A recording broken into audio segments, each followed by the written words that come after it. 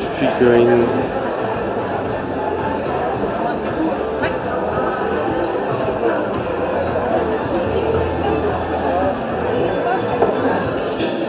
Ah, nous avons un d'accord. Oh, excusez-moi.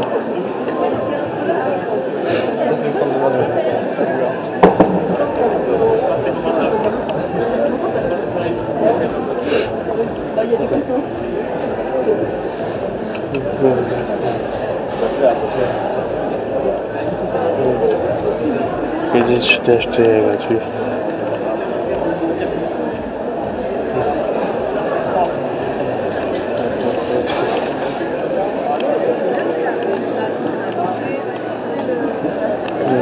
Avant le cul.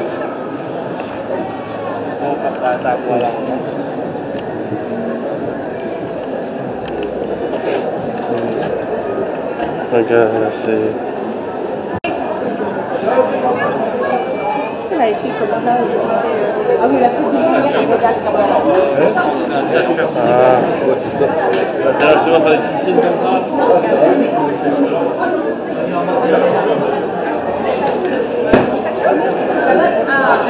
Ah, ça fait plaisir d'avoir des soirs à Vartou, hein. Ouais, mon t-shirt, c'est ça. Ah, je te présente. C'est ma chaîne YouTube. J'ai fini le 3, pardon? J'ai fini le Kinema 3.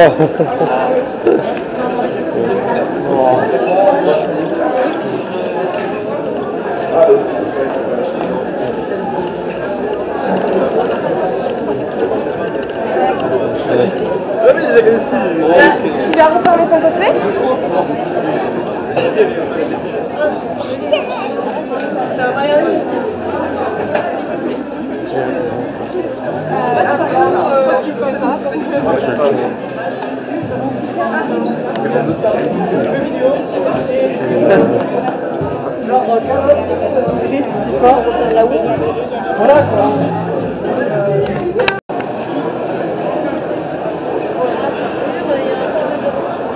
On va taper?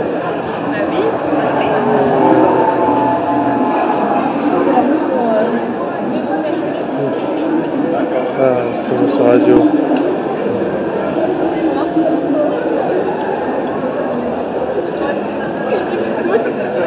Ok, là, il y a les comédiens. Mais regarde!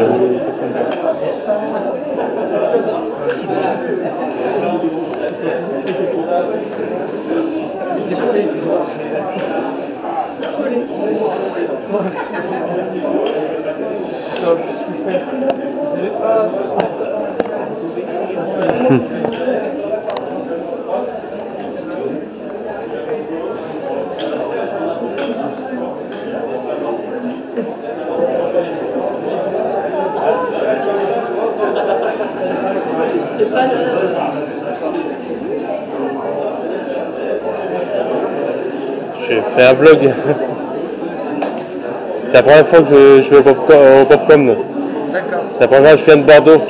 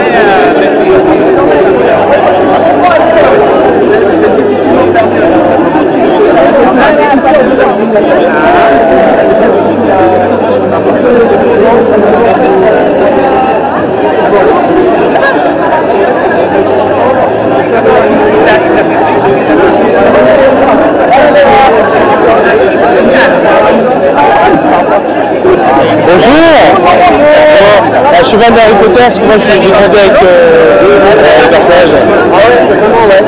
Est-ce que tu pourrais faire des LCC avec la voix d'Harry Potter? Le monde sur l'autobus 33. Likez, partagez, abonnez-vous. Ok, d'accord. Est-ce que tu veux salut, c'est Harry Potter. S'il vous plaît, abonnez-vous, likez. Le monde selon l'autobus 33. C'est quoi c'est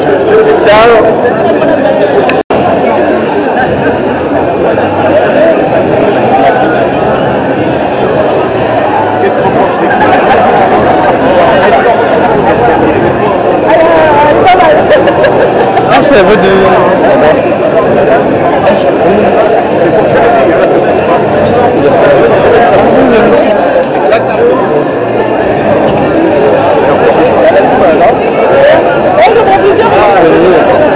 J'ai vu la main.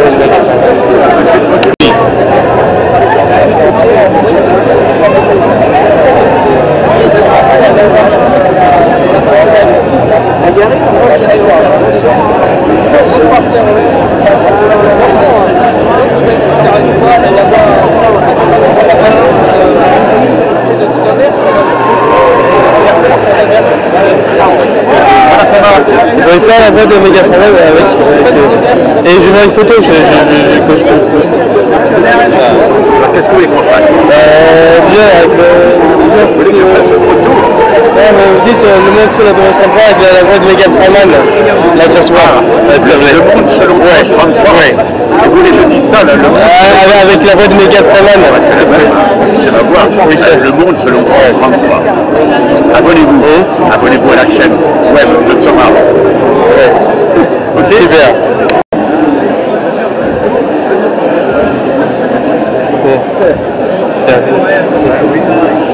Je suis un grand ami de Donan Lignou. Je suis un grand ami de Donan Lignou. Lignou. Oui, c'est un grand ami. Ouais. Et j'ai... Ah, bonjour, franchement, je suis très honoré de voir la voix de Donan. J'ai vu je suis à Kidam Art 1 et 2. Ah oui, d'accord.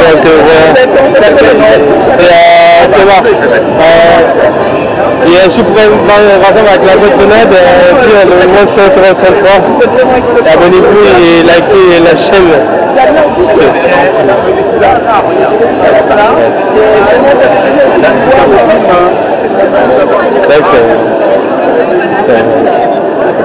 C'est vraiment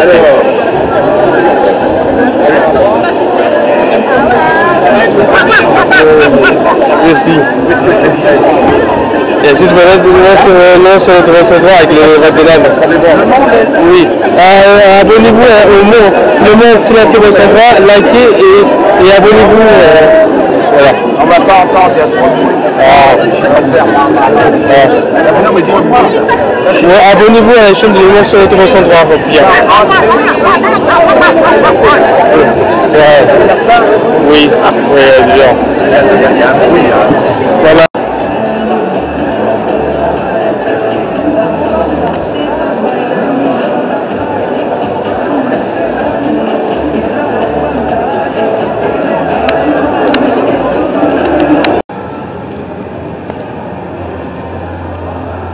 Deuxième édition de ma chaîne de 1963. Là on voit Nick Larson.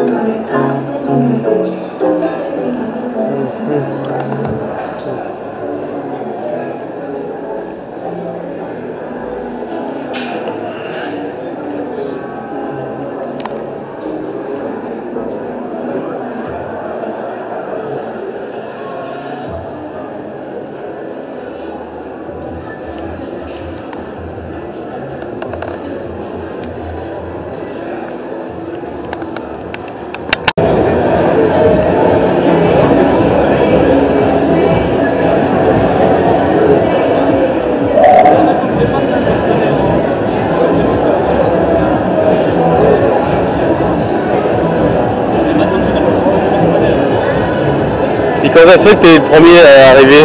Mais je sais pas. Moi je suis réglo, je sais pas. Parce que j'étais pas avec les mêmes chauffeurs. Moi, T'as pas vu hier, c'est dommage. Ah c'est que j'étais là? J'ai pas fait attention. Parce que j'ai filmé en même temps. J'ai même vu le grand film de Anne Pidiat.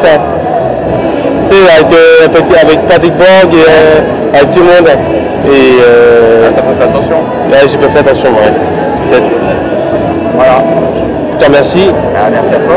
Et bon salon, parce que je vais encore à 9h55 à peu près. Donc j'aimerais bien voir tout le monde.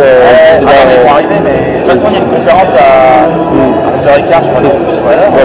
Myriam, j'espère que tu vas très très bien. Dis donc, Eric, ça intérêt d'être gentil avec Myriam, parce que sinon... Arrête, Mater, tu commences à nous faire chier. Myriam, tu lui dis chaque chose. Et d'ailleurs, tu vas lui dire, je t'emmerde, je rentre à la maison, salope de pute ta mère. Et si c'est bien ça, disais-le aussi également. Toute la journée. Et après, il n'a plus de voix. Myriam, c'est Sam Gamgee du Seigneur des Anneaux. Je voulais juste te dire que M. Frodon est là. Et que ne t'inquiète pas, l'anneau est en très très bonne compagnie et en toute sécurité. A bientôt Myriam, embrasse. Ah oui, j'ai pas eu Butters, tu sais, moi sur l'autobus central, mais que Butters. J'ai que Catman et Butters, je vais y avoir. Butters aussi. Oui. Bonjour Myriam, c'est Butters. J'espère que tu vas très très bien. Je voudrais te faire un énorme bisou, te dire que tu es la plus douce des petites filles et que... Abonnez-vous à sur l'autobus 3 et likez et partagez. Ça s'appelle comment? Le nom sur l'autobus 3. Mais je vois rien là avec ton t-shirt. Aussi. Abonnez-vous à Le Monde selon Tenos 33. N'hésitez pas, c'est Butters qui vous recommande. J'ai une signature lourde, hein? Franchement, merci. Franchement, je te remercie. Mais je t'en prie. J'étais là hier.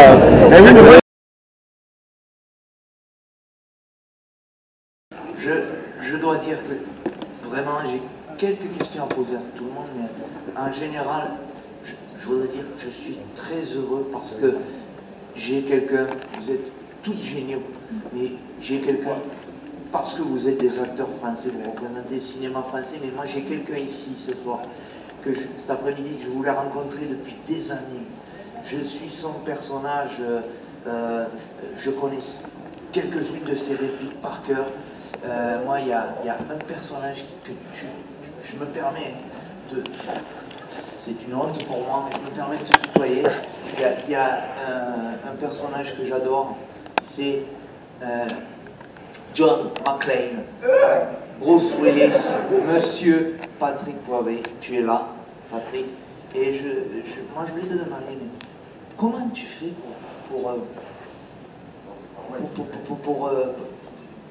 comment tu fais pour te mettre dans la peau de John McClane? Comment vous faites, vous autres, tous ces collègues, pour avoir, quand vous avez un personnage, comment vous y prenez? C'est pas nous qui faisons. Pour vous mettre dans la peau de ces gens-là. C'est pas nous qui faisons. Ce sont les acteurs qui à l'écran qui font. Mais, alors quand on... Ouais, pardon, tu doubles? Le doubler, ça veut rien dire, c'est pour la lumière, le doublage. Ça s'appelle une doublure. Quand on fait nos métiers, ça s'appelle de la post-synchronisation. Alors on essaie de redonner ce qu'il y a dans l'original au maximum. Et nous sommes au service d'auteurs, d'adaptateurs, qui ont un travail considérable pour qu'on ne parle jamais, car ce sont des gens géniaux. C'est une partie d'échec, parce qu'on ne peut pas mettre « je t'aime » sur « I love you », c'est simple. Si vous mettez « je t'aime » sur « I love you », c'est pas synchrone. Alors maintenant, il faut les clés du magasin pour savoir le faire. Et donc, ces adaptateurs dont nous sommes, comment dirais-je, on dépend d'eux, mais totalement. Et si jamais on a un bon adaptateur, à ce moment-là, on peut se laisser aller dans le personnage qui est à l'écran. Mais la star, c'est le personnage qui est à l'écran, c'est pas nous. Vous comprenez? Il faut s'oublier, il faut passer derrière, pour essayer au maximum d'en rendre au moins le film le mieux doublé de l'histoire. On donne à peu près 85% de l'original. C'est pas plus que ça. Alors maintenant, c'est une consommation directe, qui est la version française, mais il est bien évident que le must du must, c'est la version originale. Voilà, j'espère que vous êtes d'accord. Et ce qu'il faudrait, c'est les deux en même temps, manque de peau, pour un casque, ou n'importe quoi, c'est n'importe quoi. Voilà. Ok? Bingo. Et après, c'est, comme dit Patrick, c'est une fois qu'on a ce bon texte, c'est de coller, de retrouver l'humeur que le comédien a, puisque c'est lui qui a tourné et que nous, on est là à essayer de réinterpréter avec un texte différent, avec une langue différente, une musicalité de langue différente, d'essayer de retrouver pour qu'on ait l'impression que c'est lui qui parle, quoi, tout simplement, c'est-à-dire inspirer en même temps que lui et laisser suivre l'humeur de ce que le comédien a joué. Mais ce que Patrick voulait dire, c'est que quand on fait ce métier avec générosité, et c'est ce qu'il fait, cette générosité, elle passe dans le personnage qu'on double, et que forcément, ça peut lui donner un charme qui plaît au public français.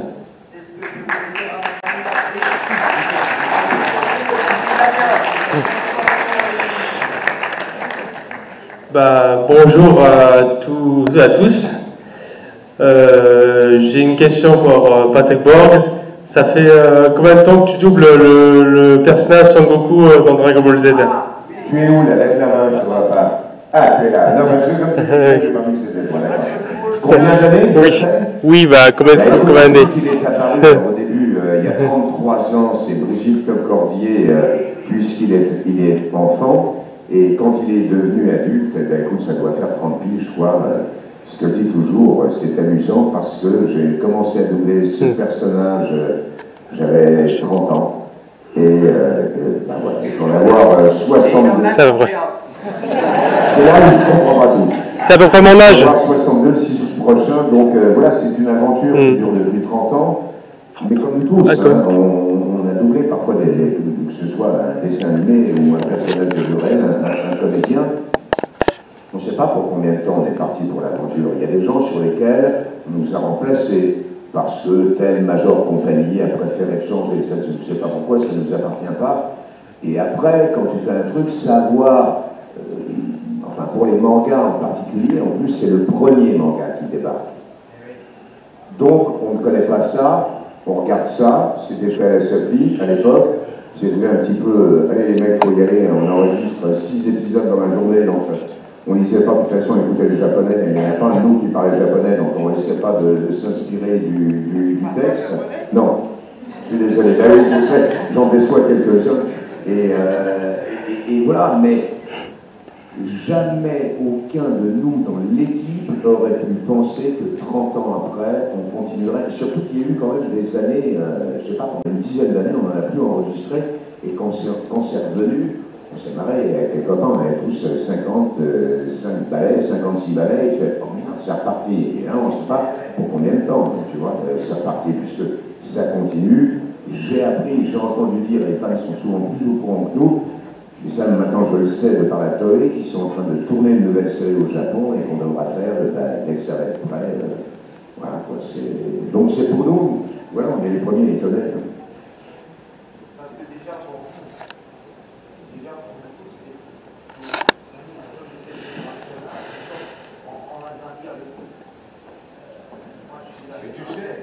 Souvent, quand les fans me disent, mais on a grandi avec ta voix, on va vous raconter une Anecdote. Mon premier doublage. Sur 30 ans, s'ils ont grandi en même temps, ils mesurent 3 m 40. Mon premier doublage, quand il y a, je m'entends quand ils disent, oh là là, Patrick, enfin avec nous tous, oh là là, mais votre voix, j'entends ta voix depuis que je suis monde, t'as versé mon enfance, et truc. Je dis, ok, je dis, moi la première fois que je démarre, j'enregistre à la SPS avec un monsieur qui s'appelait Jacques Thébault. J'ai 10 ans et il me donne la réplique et c'est à moi de commencer et moi je suis là comme ça. Je le regarde et très gentiment il dit « Mais Patrick, c'est à vous là maintenant de me répondre. » Je fais « Monsieur, je vous écoutais. » Pourquoi je l'écoutais? Parce que c'était la voix de Steve McQueen et qu'à l'époque on n'avait qu'une chaîne à la télé et qu'il y avait une série qui s'appelait Au nom de la loi, Josh Randall, et que je regardais ça et que pour moi bah, c'était la voix, une des voix qui avait bercé mon enfance. Donc on a le même sentiment que vous, hein, c'est pareil. Si je puis me permettre, il y a un côté affectif, on aime les personnages que l'on double automatiquement. Et que ce soit Patrick, que ce soit Damien, que ce soit pas tous les potes qui sont là et qui ont en charge une charge souriante, hein, un même acteur à doubler. Il n'y a pas tellement longtemps, vous voyez Morgan Freeman, quand on double, quelquefois l'écran est aussi grand que ça hein, dans un studio. Et je regardais son visage, et je voyais ses rides, je voyais ses petits tics nerveux, je voyais ses petites taches blanches, et je me dis, oh la vache, il vieillit. Et en moi-même, il y a une petite voix qui m'a dit « Et toi, con ?» Voilà, on vieillit ensemble et il y a un lien affectif, même si on ne le traduit pas. Même moi, je ne l'ai jamais écrit et je ne l'ai jamais vu, mais c'est un personnage, un comédien, un être humain extraordinaire que j'aime profondément et je ne l'ai jamais rencontré. Il faut savoir que Morgan Freeman est le représentant de tous les acteurs américains et actrices. C'est l'homme qui représente les acteurs au niveau des majeures compagnies aux États-Unis. C'est Morgan Freeman. Bravo, monsieur. Oui, c'est sûr que quand on a la chance de doubler des acteurs pareils, et tu doubles surtout depuis longtemps, quand c'est des acteurs que tu aimes bien, quand tu as la chance d'aimer le jeu de l'acteur que tu doubles, petit à petit, tu vois l'évolution de son jeu, il double depuis des années, donc tu suis cette évolution et des trucs et dans laquelle on se baigne, on se retrouve et il y a une habitude, on connaît leur truc, un peu moins surpris de ce qu'il va faire, la façon dont il va jouer telle chose et ce côté clin d'œil, comme dit Yoann, on sait même âge. Il y a Donald qui a quelque chose à dire. Pareil, je pense pareil que vous, les copains, seulement moi, le mien, je ne vois pas vivre. Oui. Oui, je pense pareil que Tout d'abord, bonjour messieurs. Merci d'être venus à Toulouse. J'ai une question qui est globale à tout le monde. C'est par rapport à votre carrière récente. Parce on parle beaucoup de vos anciens personnages. Que vous doublez probablement plus dans certains cas. Et ce serait bien de savoir où en est votre carrière actuellement. Voilà, simplement. On a chacun. Tu veux répondre? Vous avez parlé de carrière, alors sachez que pour les comédiens, la carrière, c'est proche du précipice en général. Vous voyez, on est allé trop tard.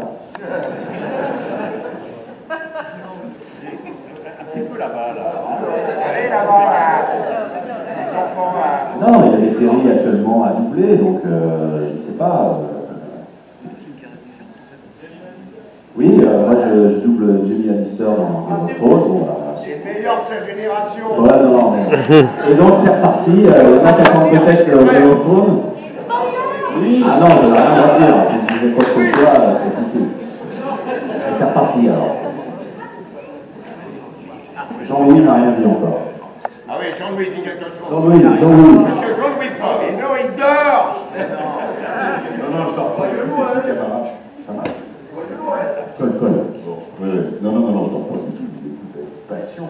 Et vous parlez très bien, moi j'ai rien de spécial à ajouter, sinon effectivement, on a tous heureusement du travail, il y a beaucoup de séries avec les Amazon, Netflix et tous ces nouveaux supports qui sont arrivés, il y a presque une avalanche de travail, je dirais. Donc il y a effectivement, on a la chance en plus de continuer à doubler des acteurs qu'on double depuis déjà quelques années, et donc qui continuent à travailler, donc on a heureusement du travail. Et il y a effectivement, surtout au niveau des séries, il y a des choses magnifiques, quoi. Et une pléthore de séries formidables sur lesquelles on a la chance d'avoir des rôles, heureusement. Donc, en tout cas, je parle pour moi, mais je parle aussi pour mes camarades. Voilà. Il y a aussi il y a une partie du travail de la voix. Là, on parle beaucoup des doublages parce que vous avez des grands maîtres du doublage tout autour de nous. La plupart aussi, Pat, on en a fait souvent, Benoît aussi, on travaille beaucoup dans la pub aussi, donc en fait, même si ça paraît pour certains un tout petit peu plus touchy et un petit peu plus, comment dirais-je, ça fait partie du métier, donc voilà, on s'est tous retrouvés dans des exercices qui sont légèrement différents. En fait, il y a beaucoup d'exercices différents, ça part du doublage de dessin animé, du doublage de film.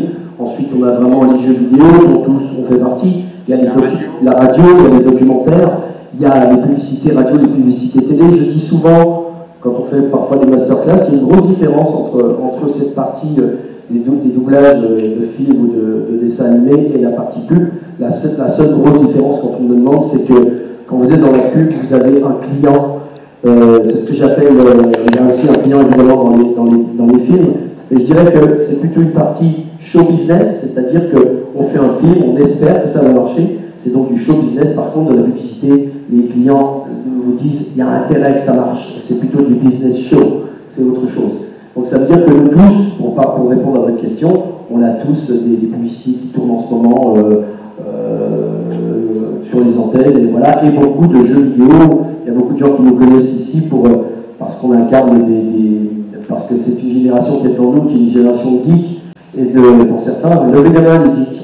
Voilà, donc je veux dire que quelque part on est en train de parler de télé, la télé c'est bien joli, mais ça commence à être un peu passé.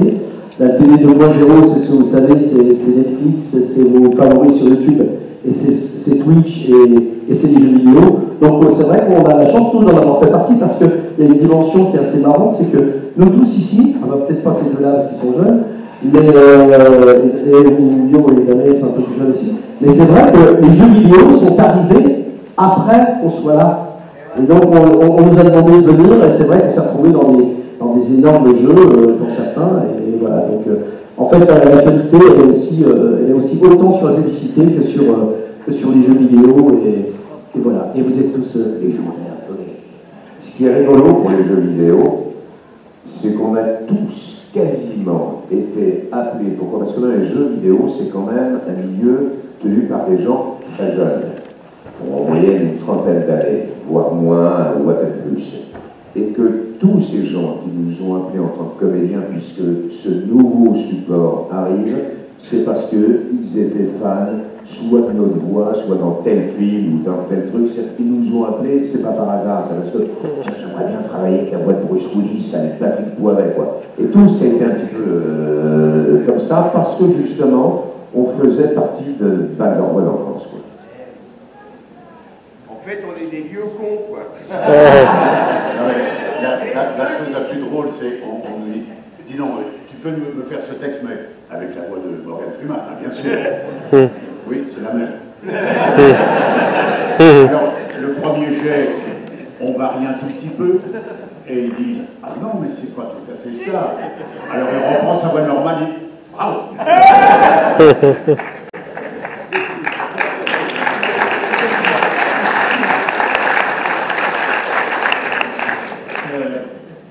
Bonjour à tous et merci d'être tous aussi nombreux et présents pour cette première édition. C'est super de vous avoir tous là en palette comme ça. Je voulais savoir si vous accepteriez de me répondre à cette question, enfin celle-là. Non. Dommage. Non, c'est parce que je voulais savoir parmi tout ce que vous avez interprété comme voix, et donc du coup là réunis sur cette scène on en a énormément entre les films, l'animation et les jeux vidéo, plus les publicités comme je le disais tout à l'heure. Quel est le personnage que vous avez le plus adoré interpréter, mais de répondre avec sa voix? Mais tu crois qu'on s'en souvient? Bah ça c'est à vous de jouer. Répondre avec sa voix. Souvent les fans qui me disent non, j'ai entendu ta voix dans un truc, mais c'est Datos. Et nous on s'en souvient. Je crois qu'en fait, en tant que comédien, on les appelle pour faire du doublage, évidemment, pour faire du doublage de film. Comme on disait tout à l'heure, on peut faire du théâtre, à côté on peut faire du cinéma, on peut faire de la production, on peut faire de la réalisation. Pardon, on peut faire de la mise en scène, on peut faire tout ce qu'on est capable de faire, on essaye de le faire.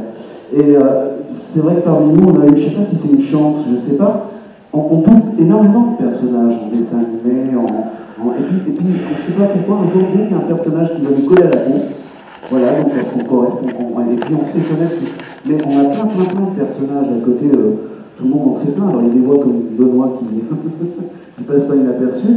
Moi, personnellement, c'est vrai, j'en fais plein à côté, mais c'est vrai que j'ai eu cette chance d'avoir deux personnages connus. Donc, si vous voulez que je vous réponde comme ça, je peux vous répondre comme ça. D'un côté, bon, je peux faire d'autres voix aussi, mais ce sera une voix normale, pardonnez-moi, je veux dire neutre, pardon, voilà, je vais le chercher, sans plus. C'est vrai qu'on a des voix qui sont bien particulières aux personnages connus. Le métier de comédien, c'est de changer en permanence de personnalité en fonction des personnages qu'on a à jouer. Si on est là pour ne jouer que soi en permanence, ça n'a aucun intérêt. Voilà.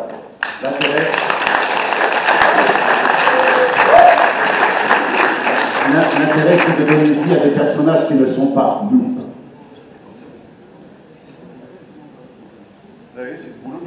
C'est le plus grand luxe, c'est dans ce sens-là que notre métier est un métier de luxe, c'est qu'on a le droit d'être quelqu'un d'autre. Vous vous rendez compte?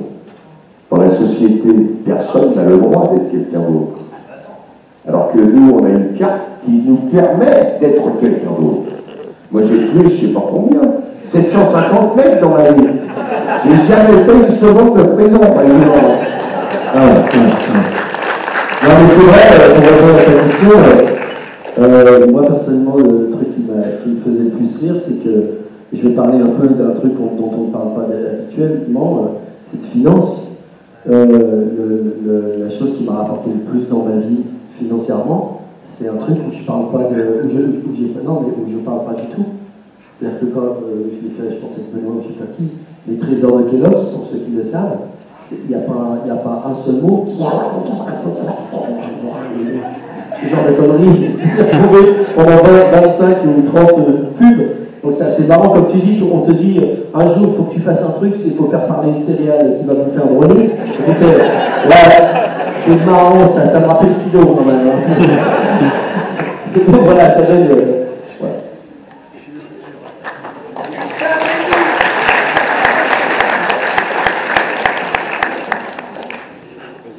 Bonjour à tous et encore une fois merci d'être présents à Toulouse pour cette première TopCon. J'avais une question en fait, est-ce que certains d'entre vous ont participé à un redoublage? C'est-à-dire, refaire entièrement les doublages d'une série, d'un dessin animé, d'un film peut-être, ou une version longue, je ne sais pas. Et comment est-ce que vous vous mettez dans cette position? Est-ce que c'est le moment de refaire quelque chose? Mets bien le micro devant ta bouche, sinon on t'entend pas. Est-ce que lorsque vous faites un redoublage d'une série ou d'un film, est-ce que c'est pas le moyen de faire quelque chose de mieux, ou est-ce que essayer de parfaire l'original, ou de partir complètement dans autre chose? Comment est-ce que vous vivez ça? Tu sais, quand tu doubles des gens comme Morgan Freeman, comme tant de grandes stars américaines, essayer de faire mieux, déjà essayer de faire ce qu'ils font. Tu vois, tu doubles De Niro, n'importe quoi, tu te dis pas, je vais essayer de faire mieux. Je vais simplement essayer de faire ce qu'il fait, et déjà, tu as l'impression d'avoir fait beaucoup. Par rapport au premier... Non, je comprends ta question, il y a certains films qu'on redouble.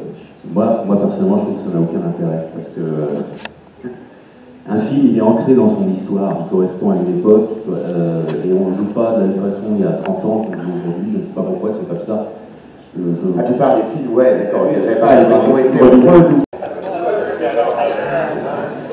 Mesdames et messieurs, j'ai l'honneur de vous présenter les comédiens de doublage qui vont animer une conférence. Monsieur Damien Boisseau,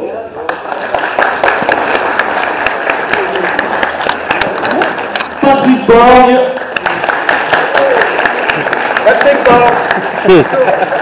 Arnaud Laurent, Benoît Alman, Bonjour. Björn Borg, Pierre-Alain de Garrigue, Jean-Louis Faure, Kéliane Blanc, Christophe Lemoine,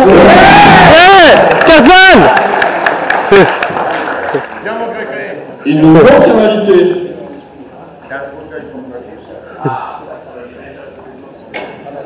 Non, ce n'est pas. Alors, il nous manque Matt.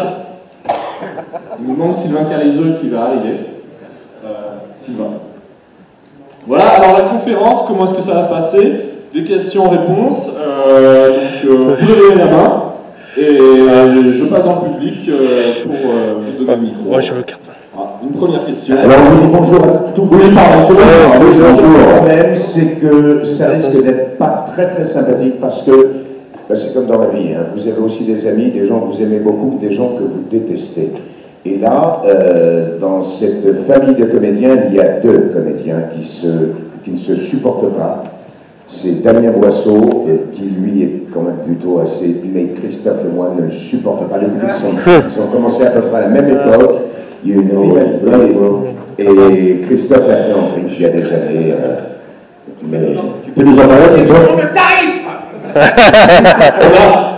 Une question de tarif. Mesdames et messieurs, il y a aussi Sylvain Carizeux qui est arrivé. Je trop. C'est bon. Alors,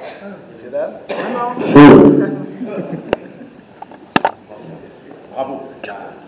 Bon, on va y aller, allez, ça. Bonjour. Je m'appelle Damien.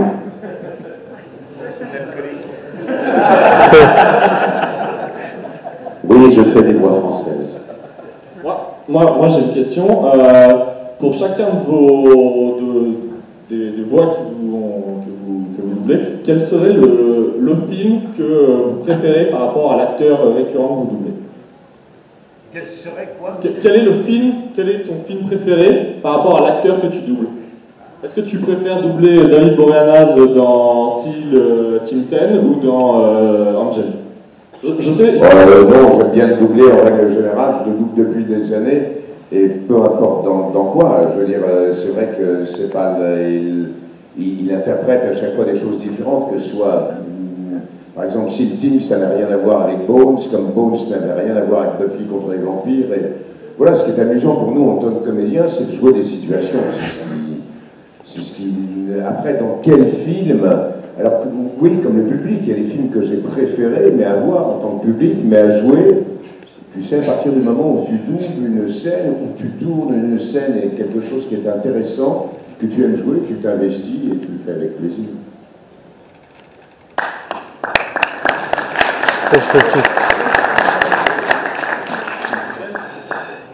Ah, une question.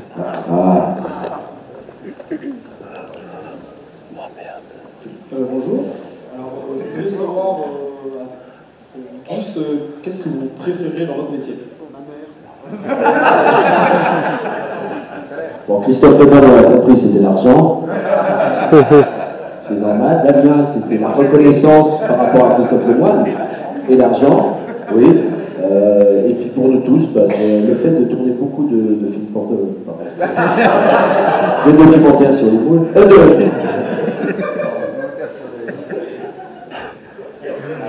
Non, sérieux quand même. Non, moi je suis ravi de participer. Quand je double certains personnages, je suis ravi, j'ai l'impression de participer à des grosses productions dans lesquelles je ne tournerai absolument jamais. Et ça me fait très plaisir. Voilà. J'aime aussi coller ma voix sur des personnages différents, quoi. C'est assez amusant de trouver la voix qui correspond. Dieu qu'il en parle bien. Je passe le micro à Benoît qui rêve de s'exprimer sur ce sujet. Quelle bande de faux cul, quoi. Car à un moment donné, on fait toujours appel à Dieu pour nous sortir dans le pas. C'est du plaisir autant de doubler Morgan Freeman que de doubler Bali dans Disney, puis voilà, c'est tout. Vous savez, c'est très simple. Notre métier, c'est de jouer à jouer. Donc, on ne se la prend pas grosse, la tête, et tout va bien dans la vie.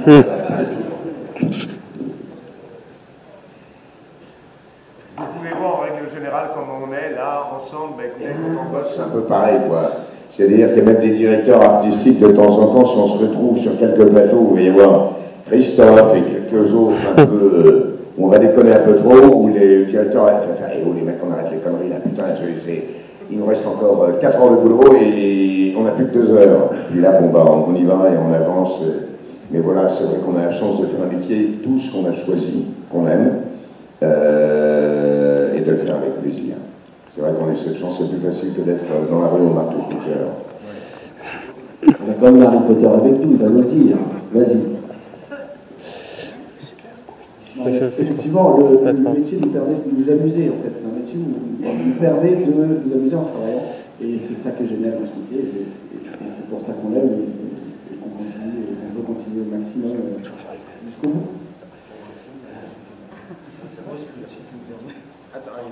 Je voulais dire, moi j'aime tout dans ce métier, mais surtout Brigitte Lecordier. J'aimerais bien la faire.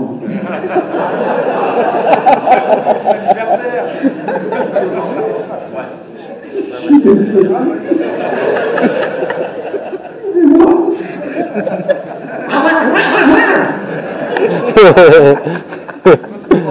Alors, question suivante, parce que bonjour, j'ai une question pour Christophe Lemoine. Quel personnage t'as préféré entre Cartman et Butters à doubler? Salut. Attends, 2 personnages, 2 micros. Moi j'aime bien. En fait, Butters c'était pas dans le tout début de South Park. Donc ma préférence à elle. En fait, c'est assez formidable de pouvoir doubler Cartman parce que la dernière fois, il y a un journaliste qui posait la question après 20 ans de South Park, il disait, vous faites quoi ça va, c'est pas trop dur de doubler Cartman? J'ai dit, mais écoutez, je suis... Eh oh. Il a super bien fait, vous savez. Insupportable. S'il vous plaît. Il y a la dernière moisson. C'est un enfer, j'ai plus envie. Donc voilà. Non, je répondais aux journalistes du Monde, ou je ne sais plus quelle presse internationale, qui me consacrait une triple page. Et elle disait, c'est pas trop dur de doubler Cartman. Je dis, écoutez, je suis l'un des rares en France à pouvoir insulter tout le monde. Les juifs, les arabes, les handicapés, les chinois, les trucs. Je t'encule, je t'emmerde, espèce de petite pute. Et à cause de mes yeux, on va faire, oh putain, super, merci. Ah, j'ai pas mal. Et en plus, je suis payé. Alors, c'est vraiment extraordinaire. Et Et puis, bah, Butters, après, elle a dit beaucoup Butters. J'ai beaucoup d'affection pour ce personnage parce qu'il est très gentil, il est très faible, c'est pas bon, j'ai fait une merde. Et dans mes boissons, j'ai beaucoup d'affection pour ce genre de personnage touchant, vous voyez, qui essaye de faire des choses, et puis bon, bah, c'est pas que ça se limite, mais ça va jamais bien loin. Voilà. Non, mais j'aime les deux. Voilà, je ne pourrais pas cracher. Ce serait ma mère. Enfin bref. Oui. Encore une question pour moi. C'est mon héros. Bonjour. Moi, j'ai une question pour Patrick Borg. Ah oui, oui, pardon. Comment vous faites pour jouer le vampire Angel, pour la voix? Comment on fait? Tu sais, je fais avec ma voix, on fait tous avec notre voix, en règle générale, sauf sur certains dessins animés. Si, je sais pas, il m'est arrivé un jour de doubler un concombre.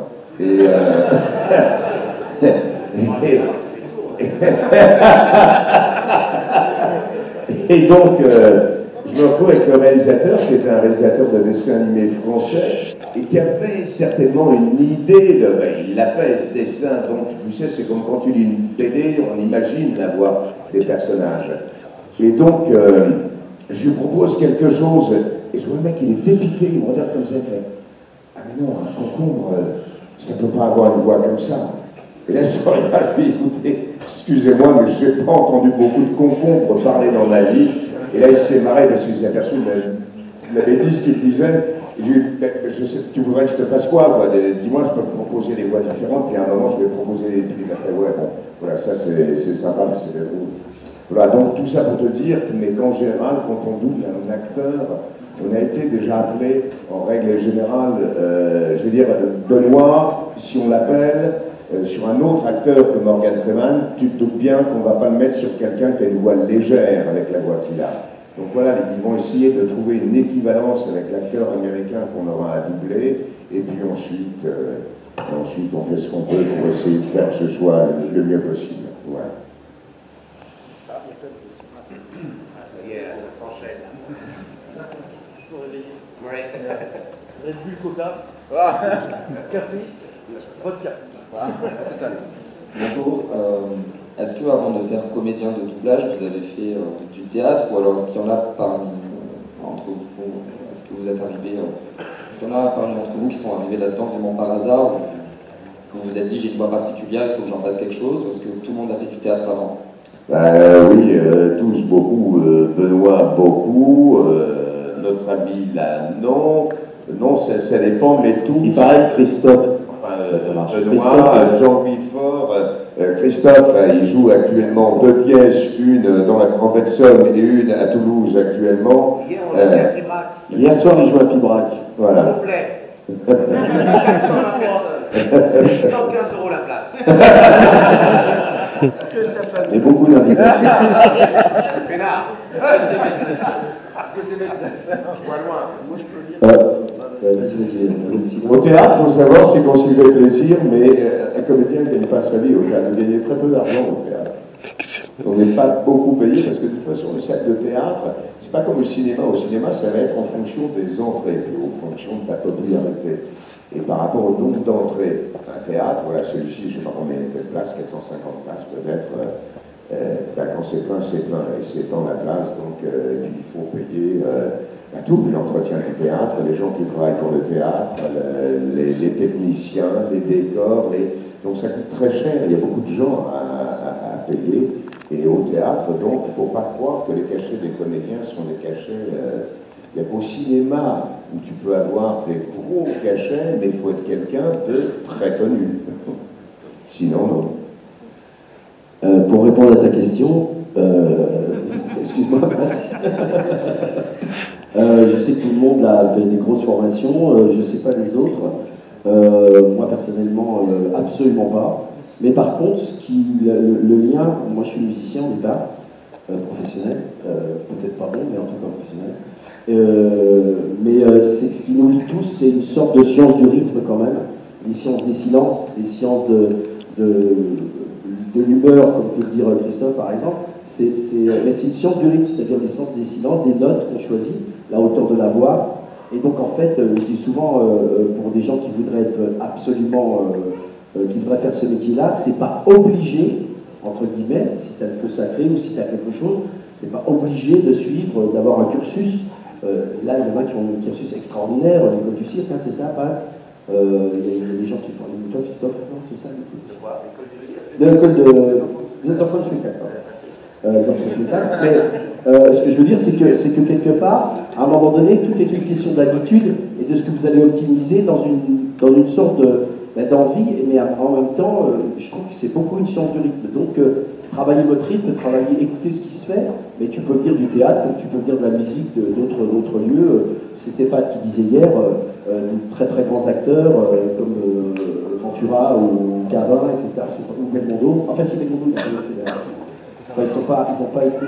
Oui, non, ce sont des gens qui ne sont pas passés par le théâtre, qui sont passés par le cinéma. D'ailleurs, bon, Belmondo a fait Delon a fait un petit peu de théâtre, Belmondo a fait énormément de théâtre. Gabin, il était en cabaret très très jeune. La plupart, bon après, il y a des gens, Delon par exemple, n'a jamais fait de théâtre, ou enfin si, il en a fait une ou deux fois il y a ces dernières années, si tu veux, mais c'était plutôt des gens, des acteurs de cinéma.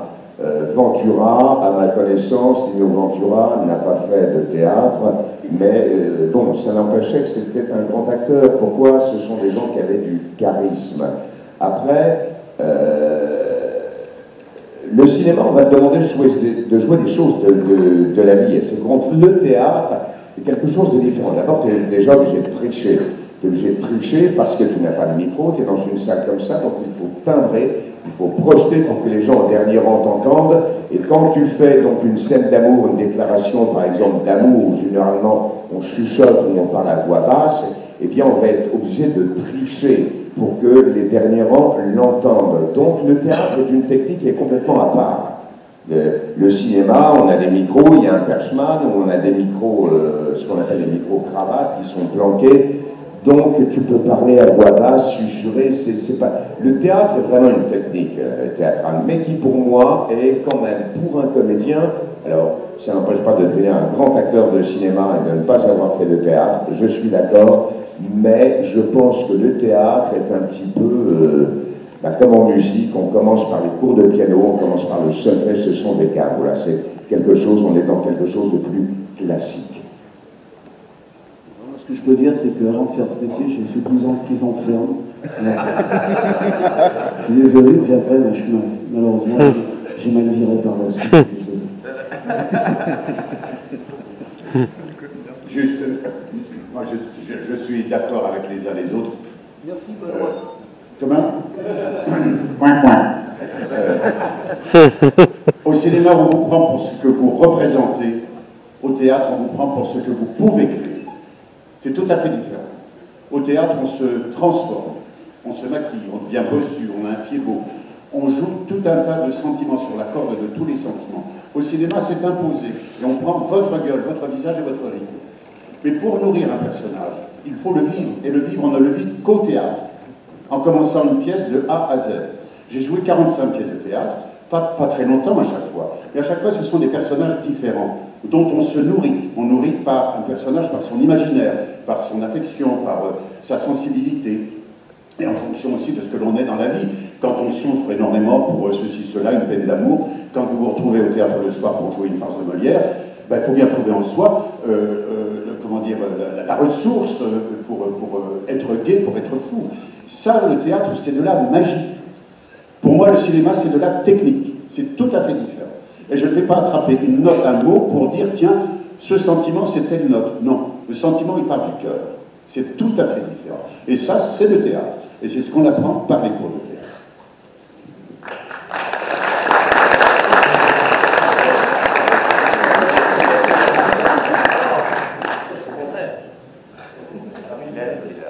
Bonjour à tous. Alors j'avais deux questions. Une ou deux, ça dépend. Je voulais savoir, est-ce qu'entre vous, il vous est déjà arrivé de vouloir, avec votre Question personnage. prenante. Suivant. En fait, vous amusez à prendre le personnage de quelqu'un d'autre, avec une phrase statique de quelqu'un d'autre, et faire votre voix à vous. Par exemple, moi j'aimerais bien entendre, par exemple, je sais pas, Gollum appeler le nuage magique, admettons. Bah tiens, non, mais enfin, ce qu'on peut faire, normalement, Patrick Poivet devrait être avec nous, il n'est pas là, pour un petit problème de on suppose un petit peu plus tard, mais par exemple, oui, il y a des gens qui s'amusent à imiter les gens. D'ailleurs, si vous voulez entendre Patrick Poivet, attends, on va arrêter les conneries 2 secondes. On va poser son cul sur une chaise, on va aller boire un coup, mec, et après on va en parler la semaine prochaine. Ok? Allez. Ciao, ça, c'est bon. Voilà. C'est tout. Et ça, vous allez parce qu'un jour, Patrick, il a entendu, bien sûr, l'imiter, parce qu'il s'amusait à faire ça depuis qu'il était môme, quand il a commencé. Il s'amusait à imiter Poivet. Voilà, c'était comme ça, on avait le gars en cadeau pour vous. Je suis désolé, je n'ai pas compris votre question. C'est-à-dire qu'avec la voix de Gollum, c'est-à-dire qu'eux, ils ont la chance de parler normalement. Moi, je peux pas normalement. Ça, c'est une voix de Gollum qui a nuage magique. C'est-à-dire que là, en fait, je suis pas normal. Ma vraie voix, c'est. En fait, je suis obligé de trafiquer, quoi, c'est ça. Mais j'ai pas compris la question. Et on voudrait que tu fasses, que tu dises nuage magique avec la voix de Gollum. Nuage magique avec la voix de Gollum. Nuage magique. Oui. Nuage magique.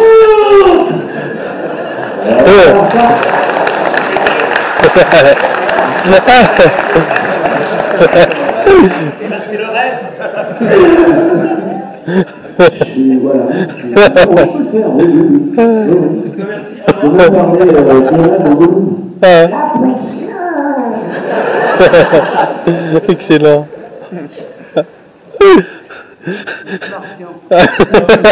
Bonjour. J'aurais une question pour Monsieur Lemoine. Je trouve que vous êtes vraiment investi dans le rôle de Jack Black dans Rock Academy. Et je voudrais savoir combien de temps ça vous a pris pour travailler ce rôle. Bon, moi, à peu près 2 heures, parce que j'ai des facilités depuis que je suis tout petit. Évidente. En tout. Et non, mais pour doubler un film, soit on le voit avant, quand il y a la possibilité, donc ça lui donne une image, une idée, une couleur de ce qu'on va devoir interpréter ensuite. Et puis, c'est à peu près pour doubler un film de cinéma, c'est à peu près 1 semaine, c'est ça? Voilà, donc une semaine de... Voilà. Ouais. 1 semaine à peu près, 1 semaine pour doubler un film, et puis voilà. Et puis après, tout le monde se rentre chez soi. Surtout moi. J'habite au 3 rue des Cottages, dans le 18e à Paris. Et métro Lamarck-Colincourt. Et le code, alors ça vient de changer. Donc je vais appeler le syndic et je vous donnerai ça tout à l'heure sur les alentours de 14h. Voilà. Et nous ne retiendrons qu'une seule phrase de Jean-Louis Faure pendant cette conférence, c'est « Et le code, c'est quoi ?» Merci Jean-Louis. Il fait la voix de Foncia. Voilà, donc c'est 1 semaine. Voilà. Et merci pour Bonjour. Bonjour. Vous venez de Clermont-Ferrand, hein? Ah oui, ça se sent à l'accent. C'est ça aussi, il fallait nous lâcher de spécialistes. Alors moi, c'est pas vraiment une question, c'est plutôt des demandes. Parce que ce qu'on aime chez vous par-dessus tout, c'est votre voix. Et alors, j'aurais aimé entendre Cartman dire sa phrase culte. Pardon Benoît pour l'art dramatique. Je dis pardon Benoît pour l'art dramatique. Parce que Je vous emmerde. Je rentre à ma maison. Quelle carrière. Et est-ce que Sam et Gollum peuvent s'échanger 2-3 mots? Ah bah oui. Jamais entendu avec ce stupide de chauffeur. Monsieur Frodon, je n'aime pas ce personnage. Il n'est pas gentil, je vous dis, il n'est pas gentil. Il veut l'anneau, il veut mon anneau. Parce qu'il raconte comme connerie, ce mec. C'est pas possible. Quand je dis que mon amour, enfin, vous comprenez ce que je veux dire, c'est trop long.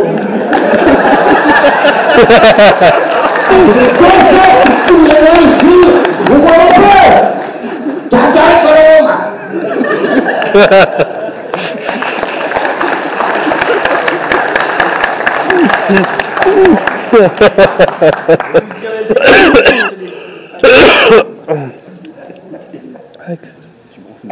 Bonjour. Alors moi, ça serait chaud ici. Ce serait une question pour Damien Boisseau. Parce que... Il n'y a plus de micro. Oui, c'est moi. Parce que je sais que je crois que c'est vous qui avez doublé Jack de la série Jack and Daxter sur PS2. Oui. Mais je me posais la question en fait, juste quand The Lost Frontier est sorti, pourquoi c'est pas vous qui avez repris le personnage? Aïe, aïe, aïe, aïe, aïe. Question de tarif. Aïe, aïe, aïe, aïe. Non, pas du tout. Non, en fait, je crois que c'était une question d'emploi du temps. Ça s'est fait au mois d'août, un truc comme ça, j'étais pas en France. Et ils auraient dû me prévenir à l'avance. Non, et donc du coup, voilà. C'est tout bête. Voilà. Ah, j'ai le de l'ambiance. J'en suis désolé, j'aurais adoré, mais. Ah, si, bah, c'est parce que c'est une question. Voilà. Oui, il y a n'importe quoi, il y a n'importe quoi, il répond des trucs.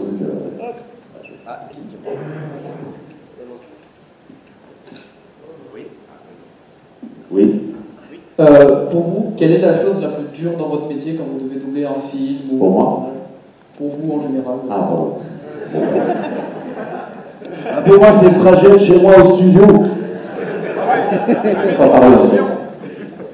C'est de se lever le matin, se traîner jusqu'à la douche, ensuite d'atteindre le studio, retrouver Christophe Lemoine qui va croiser les potes, qui va dire « Patrick, tu veux pas faire un petit Kamehameha ?» Comme il me fait dans chaque convention pour que j'en gagne 250 et je ne puisse plus parler le lundi matin. Vous voulez pas que vous fasse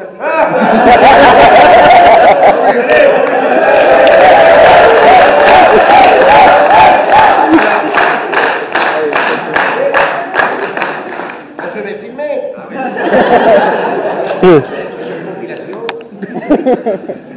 Tu le mets en ligne, hein, il le filme, il le met en ligne direct.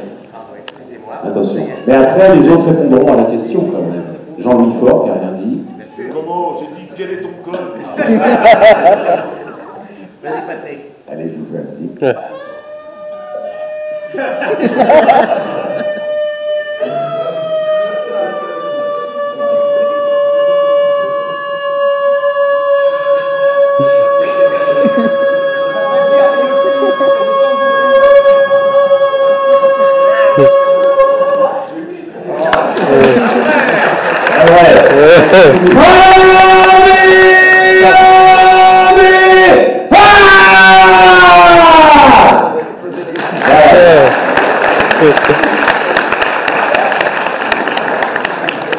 Alors, la question était, qu'est-ce qui est le plus dur dans notre métier voilà. Alors, en ce qui me concerne, je pense qu'il n'y a rien vraiment de difficile, parce que comme on disait, c'est un plaisir incroyable qu'on a à faire, à jouer.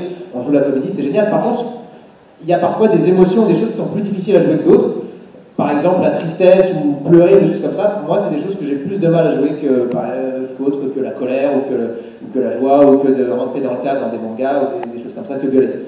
Et voilà, alors après, à chacun ses différences. On est plus à l'aise dans certains registres ou dans d'autres. Parfois, on te demande un personnage qui ne correspond pas ou on te met sur un rôle qui ne correspond pas au niveau de la voix, peut-être, et donc tu vas avoir plus de mal à rentrer dans le personnage. Et c'est assez variable. Mais globalement, c'est jamais une douleur ou quoi que ce soit, puisque c'est que du plaisir que ce qu'on fait. Moi, c'est l'inverse, je chiale tout le temps. Rien que d'en parler, ça me...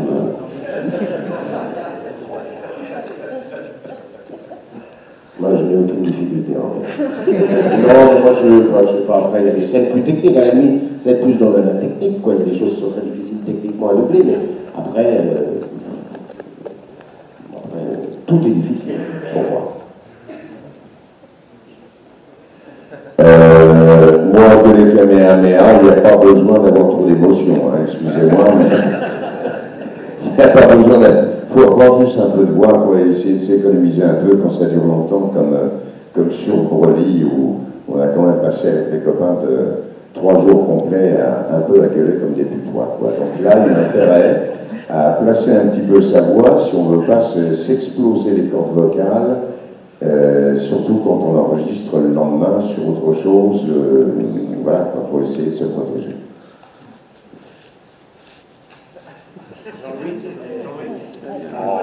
Alors Jean-Louis, vous voulez absolument m'entendre, c'est formidable. Ah, bien sûr,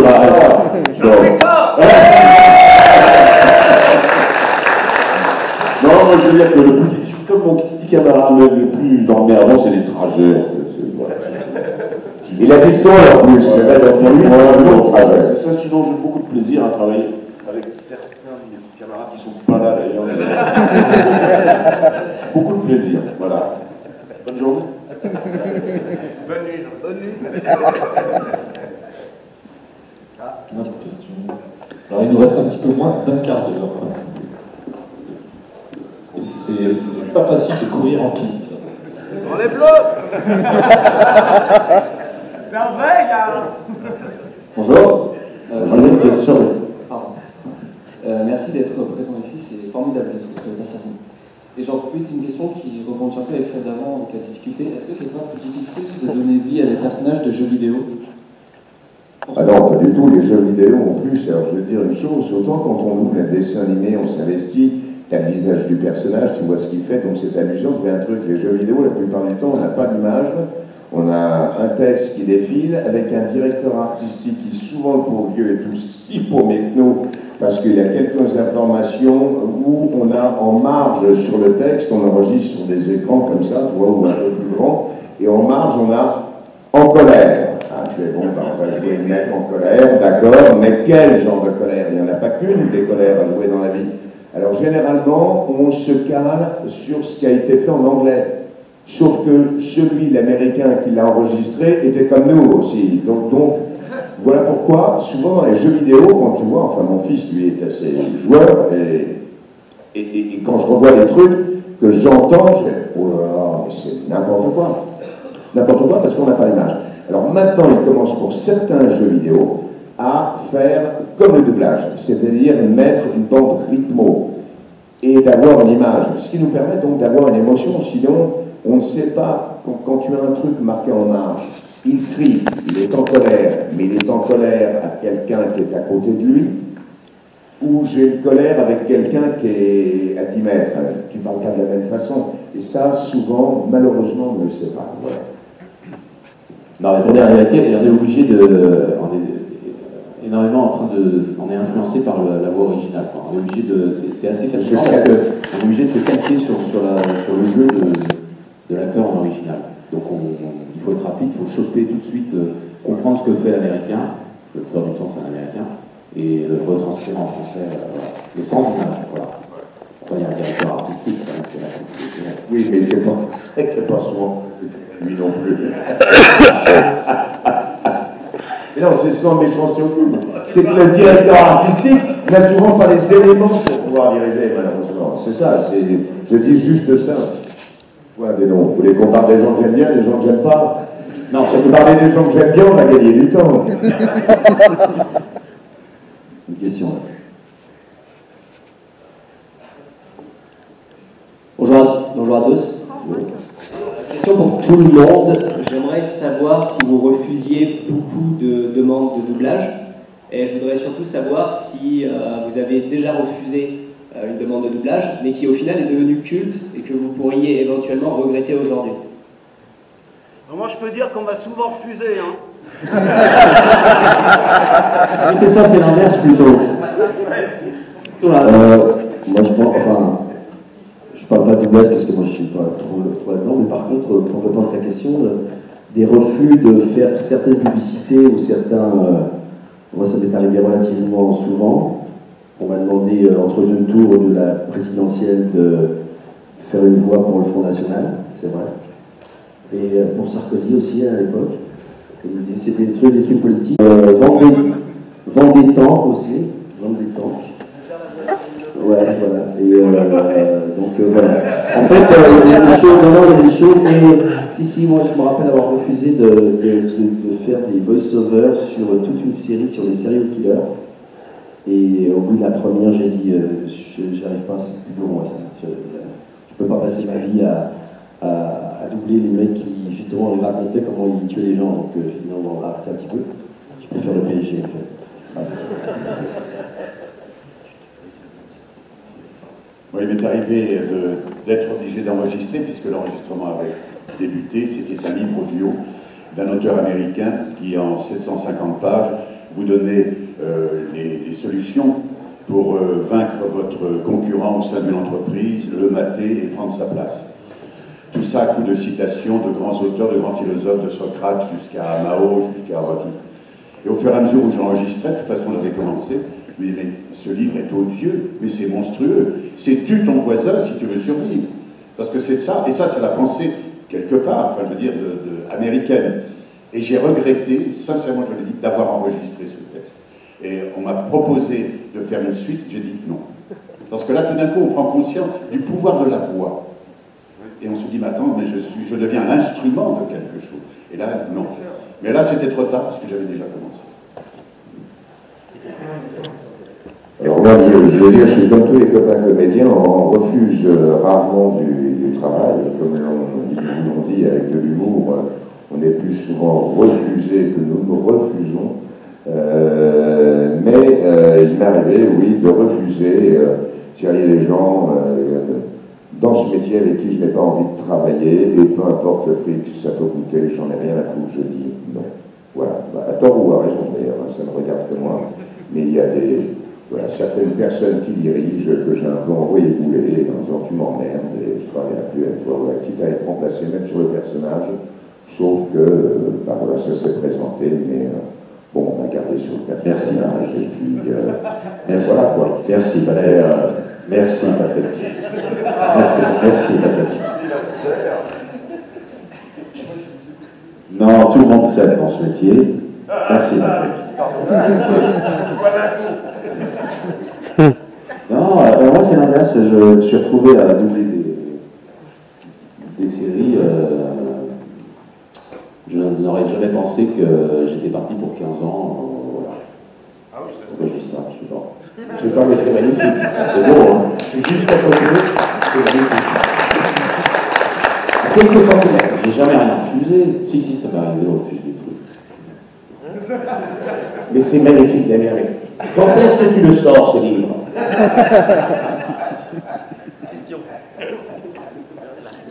Bonjour. Alors j'aurais une question pour Pierre-Alain de Gary. Je sais que vous avez, peut-être que vous êtes encore le doubleur des Trésors de Kellogg's. Est-ce que vous pourriez nous raconter comment vous en êtes arrivé en fait à faire ça et nous faire une petite imitation aussi? Voilà. Alors ça s'est passé un jour, on m'a appelé dans une agence de pub. Ils avaient ce problème qu'ils essayaient de vendre des céréales plutôt dans le mode mignon. Et donc on avait déjà essayé que ces céréales, que peut-être qu'il y en a qui ne connaissent pas, ces céréales qui ont à l'intérieur du chocolat. Et ça ne marchait pas, c'était très... ça ne marchait pas. Et en réunion, ils nous ont dit mais qu'est-ce qu'on pourrait faire, et c'est là c'est pas moi qui l'ai inventé, mais il y a quelqu'un qui a dit mais s'ils bouffent des brownies à la limite, c'est une sorte de serial killer. Je ne sais pas, le mec a dit ça. Et c'était drôle, et les serial killers, et on a commencé à faire. Et donc à partir de ce moment-là, on a fait des essais, et c'est vrai que les premiers tests, ça a cartonné, puis ensuite c'est devenu un petit peu une saga. Et après, il y avait ça devenait de plus en plus horrible. Et c'est vrai que pour ceux qui ne connaissent pas, qui ont vu certains films de pub, ils ont été très très loin. On a refait Hitchcock, le truc, l'assassinat dans la douche, là, Psychose, c'était un brownie qui prenait sa douche, et tu avais vraiment une sorte de céréale qui arrivait dans l'ombre, et tu avais des trucs de chocolat qui étaient des kikis. C'était des curistes. Et les choses qui faisaient. Il y en avait partout. Vous êtes sûr que les gamins ils vont comprendre ce genre de trucs. Mais quand on voyait les résultats, les mecs ils ont franc on gagne de l'argent avec. Non, mais c'est vrai qu'il y a des choses comme ça qui deviennent cultes. T'es comédien, il y a fait un truc comme ça, et les gens font waouh, c'est diffusé, et ça plaît. Et il y a un autre exemple dans le doublage, c'était Jacques Thébault, la voix de Steve McQueen entre autres, qui dans une série qui s'appelait Le Prisonnier, parce que c'était pas synchrone, lorsque le personnage disait au revoir, il faisait « Bonjour chez vous ». Et ça, c'est Jacques Thébault qui avait trouvé ce truc-là parce que c'était synchrone. Et je me souviens, quand j'étais gamin, à l'époque, il y avait plus jeune, il y avait cette série qui était magique, je trouve, Le Prisonnier, qui était vraiment extraordinaire, un scénario extraordinaire, et que tous à l'école, on faisait « Bonjour chez vous ». Et c'est-à-dire que, voilà, c'est Jacques, et souvent des comédiens, parfois, comme ça, on dit quelque chose, et c'est devenu culte. Alors, on va passer à la dernière question, mademoiselle. Alors moi, ça va être rapide. Bonjour, déjà. Bonjour. Ça va être extrêmement rapide. Ça va être pour le doubleur de Donald. Est-ce que vous savez comment va Sora? Est-ce que vous savez comment va Sora de Kingdom Hearts? Ah, d'accord. Est-ce que vous avez doublé Donald dans Kingdom Hearts? C'est ça ma question. J'en ai fait un milliard, ouais, donc... comment ça va? En fait, le Kingdom Hearts 3 n'a pas été doublé en français. Donc, non. Après, peut-être le 1 et 2, c'est peut-être toi. C'est un jeu vidéo qui était sorti il y a. Tout ce qui est Donald depuis 32 ans, c'est moi. Donc, 1 et 2, c'était lui, mais le 3, non, c'est pas. Non, je peux pas savoir, il n'y a pas. Stéphane, le 3, il a pas été doublé. Des fois, vous savez, des fois, on a. 32 ans Oui, Depuis 32 ans Pardon, depuis 32 ans? Ça fait 32 ans que je fais Donald. Ça commence à 60 ans.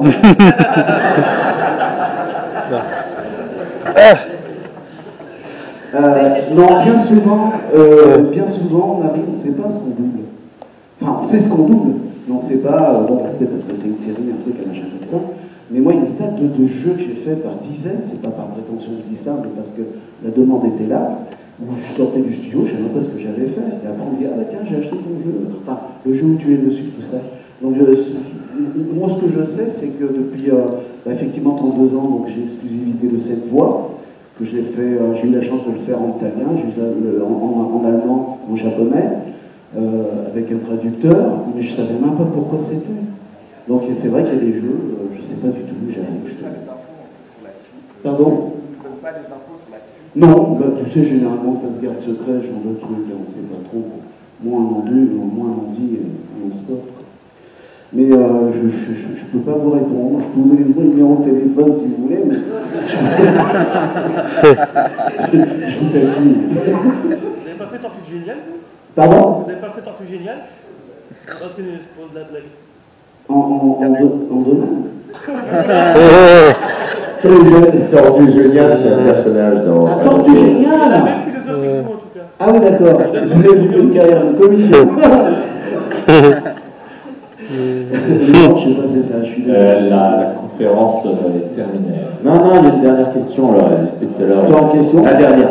Je pense que je ne peux rien refuser à Damien Boisseau le jour de son anniversaire. Non, et c'est mon anniversaire aujourd'hui.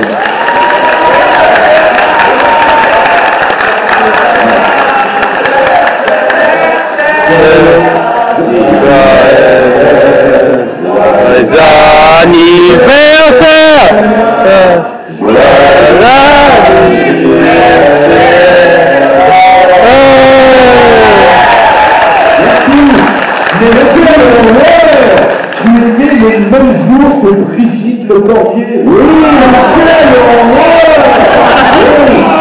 le même jour. Et donc, je vous attends tous à mon stand après pour vous signer les petits papiers. Hein. Et sa tournée générale. Alors, la question. Alors, en fait, c'est très simple. Bonjour à tous. Ça me fait très plaisir de vous revoir aussi. Moi aussi, ça me fait plaisir de vous revoir. Moi aussi. Mais je ne vous ai jamais vu, en fait. Non. En fait, j'ai un petit message de Odile Schmidt qui m'a dit de vous faire un gros bisou à tous. Odile Schmidt. Merci beaucoup. De ma part, elle m'a dit de faire un gros bisou de ma part. C'est qui? Merci beaucoup. Je vous en prie. Merci beaucoup. Merci. Merci à vous, mesdames et messieurs. On va peut-être terminer avec une petite groupe. Au micro.